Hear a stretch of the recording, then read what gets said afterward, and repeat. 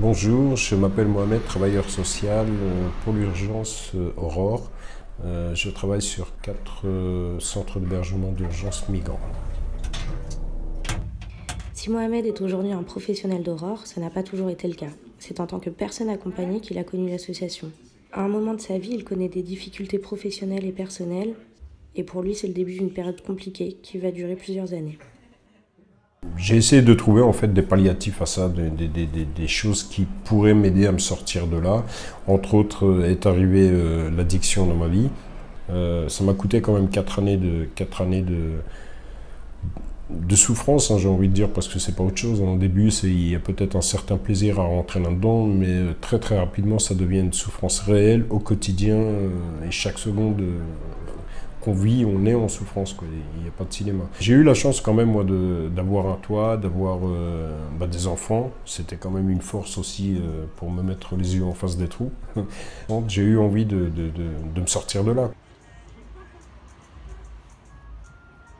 Ensuite, j'ai fait la connaissance d'une équipe d'Aurore, une première équipe d'Aurore, un centre pour accompagner sur le sevrage. Ça aide vraiment à se poser, à se remettre en question, à se médicaliser, à se regarder un petit peu. Et puis ensuite, j'ai émis le souhait, moi, au bout des 3 mois, j'avais une envie, c'était vraiment couper le lien avec Paris, avec tout ce que je connaissais, avec tout cet environnement. Et j'ai demandé une orientation sur une communauté thérapeutique dans le sud-ouest. Donc je suis arrivé à Brantôme, j'identifiais pas, c'est la campagne, il n'y a pas de bruit, il y a des gens auxquels je m'identifiais pas spécialement. Je regardais un petit peu tout le monde bizarre. Et puis il y a l'équipe de Brantôme, en particulier la psychologue.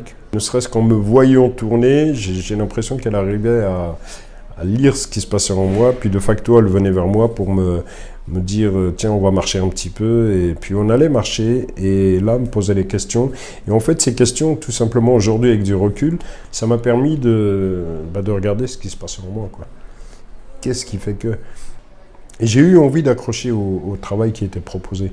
Donc tout ce qui était le groupe, tout ce qui était la confrontation, être confronter soi-même les autres.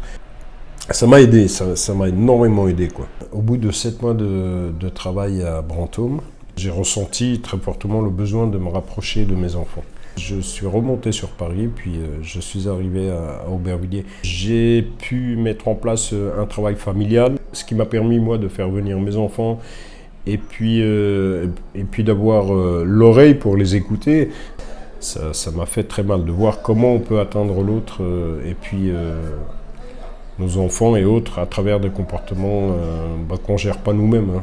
Et Aubervilliers, moi aussi, ce qui m'a un petit peu capté comme ça très fort, c'est le fait d'avoir des personnes qui étaient elles-mêmes dans l'addiction, et on avait fait quelque chose d'énorme, c'est-à-dire quelque chose de très positif, un travail pour entraider l'autre. C'est ce qu'on appelle les conseillers. Le seul message que j'ai vu là-dedans, c'est que c'est possible, quoi. C'est jouable, c'est possible. Vraiment, le truc, il s'est passé là. Là, j'ai eu envie de faire partie d'eux.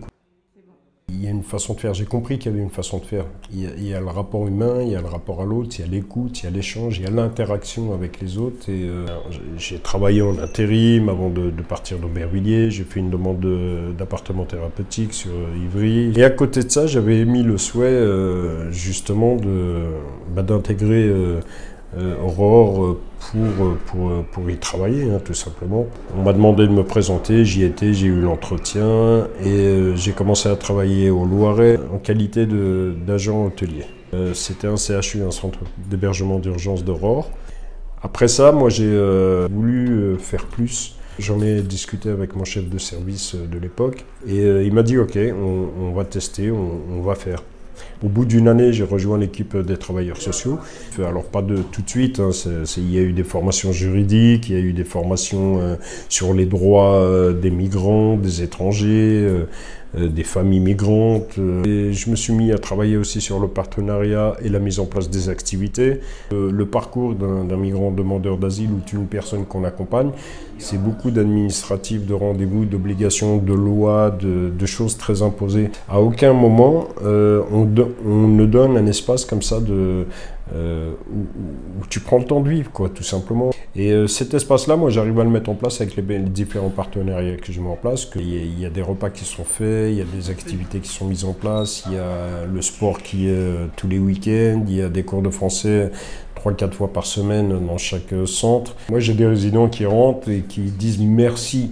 J'ai pas fait grand-chose, mais juste le fait de lui donner, de lui offrir ce moment d'attention, ce moment de compréhension, ce moment d'éducation par rapport à la langue française, ce moment de partage, ça leur fait un bien fou et ça me fait un bien fou aussi.